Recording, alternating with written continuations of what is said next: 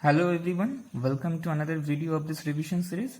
In this video, we will look for carbon dioxide transport. Carbon dioxide tension in arterial blood is 40 mmHg and in venous blood it's approximately 46 mm of Hg. And one more information that in arterial content of carbon dioxide is 48 ml per 100 ml and approximately 100 ml of venous blood contains 52 ml of carbon dioxide. So we can deduce from these two information that approximately 100 ml of blood transports 4 ml of carbon dioxide from tissue.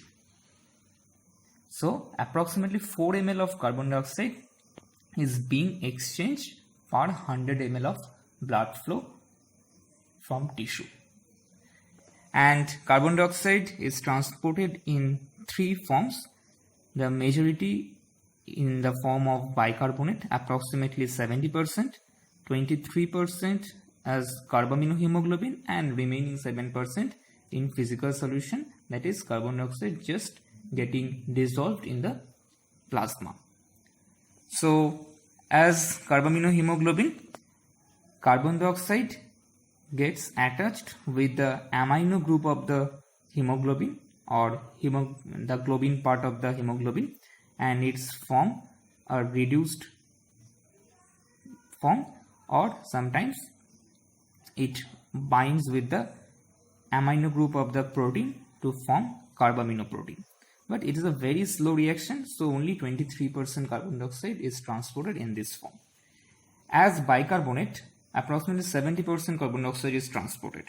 Because the speed of bicarbonate formation is too high, and is found that the speed is higher in the RBC than in the plasma, because the presence of an enzyme that is called carbonic anhydrase in the erythrocyte membrane. As from tissue carbon dioxide exits, it enters the erythrocyte through plasma membrane, and with water, with the help of this important carbonic anhydrase enzyme, it forms bicarbonic acid. As it is a weak acid, it gets split into H plus and bicarbonate. And this bicarbonate is now exchanged with chloride from outside with the help of a band 3 protein called bicarbonate chloride exchanger. And this bicarbonate will now transported via plasma to the lung alveoli. Now the fate of H+.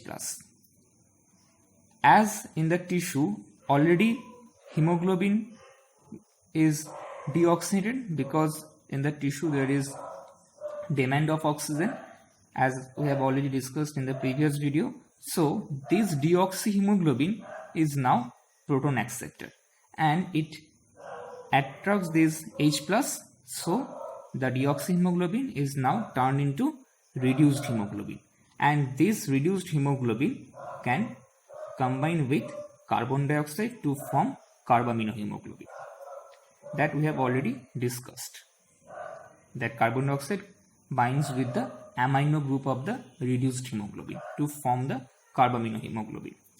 And as here occurs that bicarbonate from erythrocyte goes out with exchange of chloride, this particular property is called Hamburger phenomena, which states that influx of chloride into the RBC in exchange of bicarbonate is called Hamburger phenomena.